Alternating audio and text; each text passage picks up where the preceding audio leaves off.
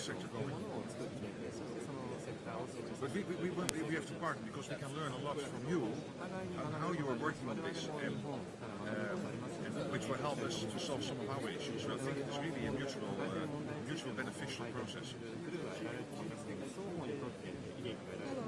My colleague?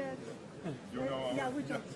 We were sitting together with him near the table in your King's Palace. Oh yes, in the Royal Palace. Yeah, during the dinner with the beautiful food. Thanks. まさに長期に関していただいたウィンウィンの関係をノードに取り組んで、and I'm pretty convinced that we will be definitely able to win the relationship when it comes to agriculture. Absolutely convinced. We have to and I will constantly check up on it, how it is working, and I think if you do the same, then they understand that you and I are really behind this, and that they have to do that. Mr. President, good morning again. How are you doing? Hi, good morning. Good to see you. How are you doing? Hi.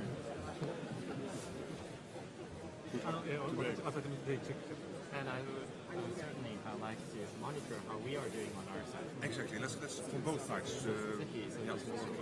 Yeah. And our pension sectors are working together. Also thanks to my visit, closely together. A lot came out of it. The dinner you hosted was really fantastic, and I'm still the Dutch people. And the fact that everybody was able to contribute. So it was not typically a dinner where only you and I would speak. Everybody was participating.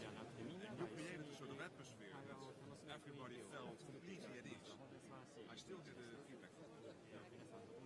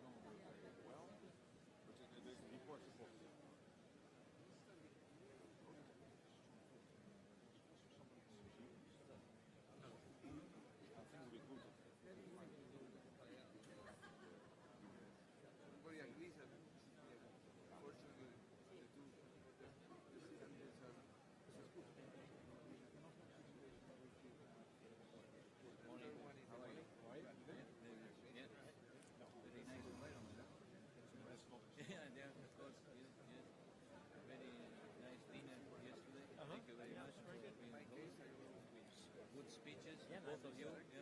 It was perfect for me. And you didn't pay, you didn't clean, you didn't cook, yeah.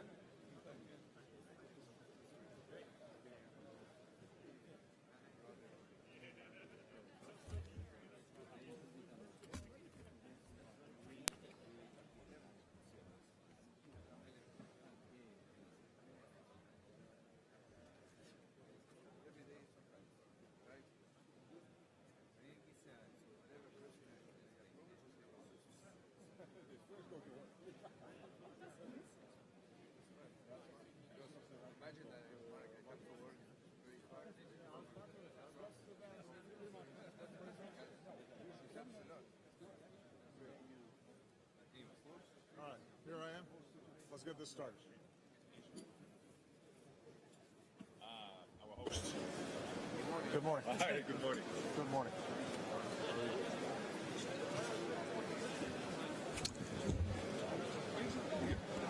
If everybody could take their seats, we'd like to get started.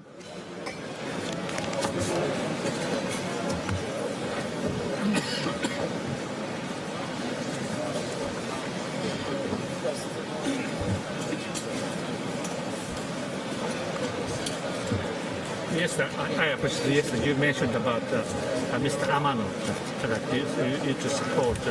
He's doing a good job. Thank you.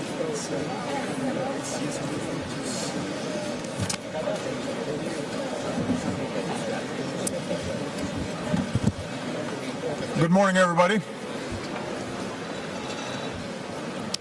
It is my privilege to welcome you to Washington and to formally convene our 4th Nuclear Security Summit. I convened our first summit 6 years ago in this same room because the danger of a terrorist group obtaining and using a nuclear weapon is one of the greatest threats to global security. Our nations committed ourselves to action. Concrete, tangible steps to secure the world's vulnerable nuclear materials. And we continued our work at our summits in Seoul and The Hague. And I want to again thank our friends from the Republic of Korea and the Netherlands for their leadership on this critical issue. Back at our first summit, I quoted Albert Einstein. At the dawn of the nuclear age, he said, "The unleashed power of the atom has changed everything." And he added, "A new type of thinking is essential if mankind is to survive." Over the past 6 years, when it comes to nuclear security, we've embraced a new type of thinking and a new type of action. This is a perfect example of a 21st century security challenge that no one nation can solve alone. It requires coalitions and sustained coordination across borders and institutions. And the good news is we've made significant progress. We've made nuclear security a priority at the highest levels. And I want to thank all my fellow leaders from more than 50 nations and key international organizations for your commitment to this work and being here today. Some of you were here for our very first summit. Many of you have taken office and joined this work. But it's a reminder that the task of protecting our citizens transcends political ideologies, parties, and administrations. To date, our nations have made some 260 specific commitments to improve nuclear security. And so far, 3/4 of these steps have been implemented. More than a dozen nations have removed all their highly enriched uranium and plutonium. Countries have removed or disposed of several tons of this deadly material. Nations have improved their nuclear security, including stronger regulations and more physical security of nuclear facilities, and more nations are cooperating to prevent nuclear smuggling. Leading up to this summit, nations have fulfilled additional commitments. Argentina, Switzerland, Uzbekistan all successfully eliminated all their highly enriched uranium from their countries. China recently opened its new Center for Promoting Nuclear Security and Training, and I'm pleased that the United States and China are cooperating on nuclear security. And Japan is working to complete the removal of more than half a ton of highly enriched uranium and plutonium, which is the largest project in history to remove nuclear material from a country. I'm also pleased to announce that in recent days, after many years of work, 102 nations have now ratified a key treaty, the Convention on the Physical Protection of Nuclear Material. As a result, we expect that the treaty will enter into force in the coming weeks, giving us more tools that we need to work together in the event of theft of nuclear material or an attack on a nuclear facility. Several of the nations here made the extra effort in recent weeks to complete this process in time for this summit, and I want to thank you very much for helping us get over the line. Once again, I'm making it clear that the United States will continue to do our part. Today we're releasing a detailed description of the security measures our military takes to protect nuclear materials so that other nations can improve their security and transparency as well. For the first time in a decade, we're providing a public inventory of our stockpiles of highly enriched uranium, which could be used for nuclear weapons, and that inventory is one that we have reduced considerably. When it comes to our nuclear-powered ships and submarines, we're exploring ways to further reduce our holdings of highly enriched uranium. In short, everybody has been participating, and by working together, our nations have made it harder for terrorists to get their hands on nuclear material. We have measurably reduced the risk. But as we discussed at last night's dinner, the threat of nuclear terrorism persists and continues to evolve. Fortunately, because of our coordinated efforts, no terrorist group has succeeded thus far in obtaining a nuclear weapon or a dirty bomb made of radioactive materials. But we know that Al-Qaeda has long sought nuclear materials. Individuals involved in the attacks in Paris and Brussels videotaped a senior manager who works at a Belgian nuclear facility. ISIL has already used chemical weapons, including mustard gas, in Syria and Iraq.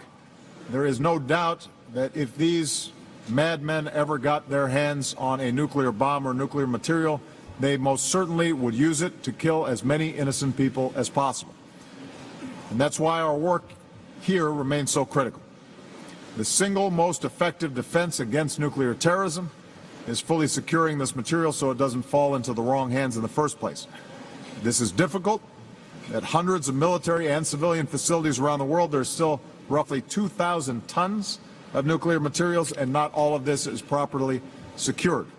And just the smallest amount of plutonium, about the size of an apple, could kill and injure hundreds of thousands of innocent people. It would be a humanitarian, political, economic, and environmental catastrophe with global ramifications for decades. It would change our world. So we cannot be complacent. We have to build on our progress. We have to commit to better security at nuclear facilities, to removing or disposing of more dangerous material, to bringing more nations into treaties and partnerships that prevent proliferation and smuggling, and to make sure that we have the architecture in place to sustain our momentum in the years ahead. And with so many members of the global coalition against ISIL here today, this will also be an opportunity to make sure that we're doing everything in our power to keep a terrorist group like ISIL from ever getting its hands not just on a nuclear weapon, but any weapon of mass destruction. So I'm very appreciative of the excellent work that's been done and the excellent conversation we had last night. With that, what I'd like to do is to invite Prime Minister Mark Rutte of the Netherlands to review some of the specific progress that we've made since our last summit. Mark.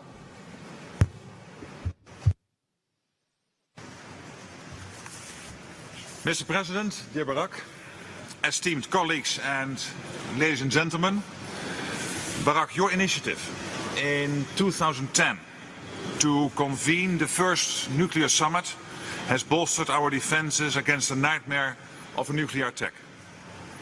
The vicious terrorist acts in Brussels last week only underscore the importance of the NSS process.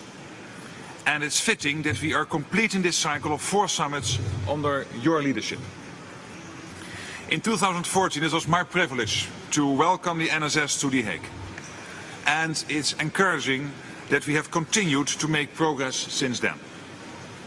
First, the amount of nuclear material in circulation continues to decline. More and more excess nuclear material is being stored and handled in a sustainable manner, like the recent shipment of excess plutonium and highly enriched uranium from Japan to the United States. And the use of low-enriched uranium for the production of medical isotopes and other purposes is on the rise. Second, the material that is out there is being made more secure as more countries turn the IAEA's recommendations into national legislation. Since the The Hague summit, 37 have committed to doing so. Most recently, Jordan and China. And indeed, third, international cooperation and commitment continue to grow. And the imminent entry into force of the amended convention on the physical protection of nuclear material is a great achievement. And this important milestone reinforces our efforts at this summit today. I'm also delighted that earlier summits have provided a legacy into other respects. Firstly, the scenario-based policy discussion we introduced in The Hague was valuable experience. Today we are using this tool again, and I look forward to an informal, concrete, interactive discussion, and I have no doubt it will be just as successful as in The Hague. Secondly, there is the gift basket. It's great to see how initiatives launched by one or more countries can bring us closer to a breakthrough. In the past few months alone, new gift baskets have been added on complex issues like cybersecurity, and insider threats. Let's keep up the momentum even after this final NSS. Dear colleagues, this summit is not the end of our quest to make the world safe from nuclear terrorism. The 5 organizations to which we pass the torch today can count on our continued support and commitment. Should the need arise, I know that everybody here will be ready to return to our roundtable. Thank you. Thank you very much, Mark, for the excellent summary. With that, I'd like to ask the press to depart the room, and we will begin this opening plenary session.